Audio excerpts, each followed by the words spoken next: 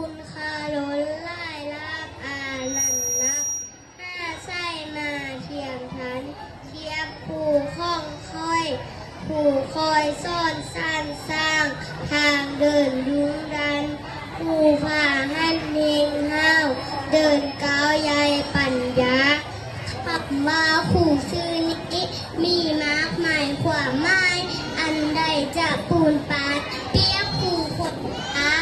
ถึงทะเลและน้ำปัดนักที่พื้นแทนเป็นแสนผันพวงกอดกบฮอนเทาขุดเจ้าแล้วผู้เอ๋ยเหี่ยมข้อกลมกาบกองปะนอมนบอวยพรทานผู้ซ่อนวิสาทรงมาอย่างค่อยสิบนิ้วมือข้องน้อยคอยโยยุยุกขึ้นเนื้อเสียนเกลือนเก่าส่งมาเจ้าทานผู้เยี่ยมนะอวยพรผู้ทั่วหน้าว่าจะก้าวเป็นซ่านข้อจงอายุยืนยาวนานสื่อเสียงปะเกียนกองพวกหนุ่มล้านเล่นน้องนักศึกษาน้อยใหญ่ข้อวันทาข้าไปมือน้อยนกขุนทานครู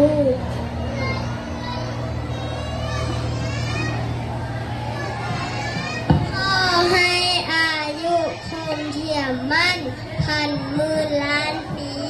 วันนักสี่สดใสยามีมองเศร้าขะสุขะข้องผู้เจ้าให้แข้งแห้งเมืองหึงพระละสูงทรงล้นบันดลให้แก่ทานกูท้ายนี้ข้ออวยพรให้ที่ว่าทานแจมใสแมนว่าเที่ยว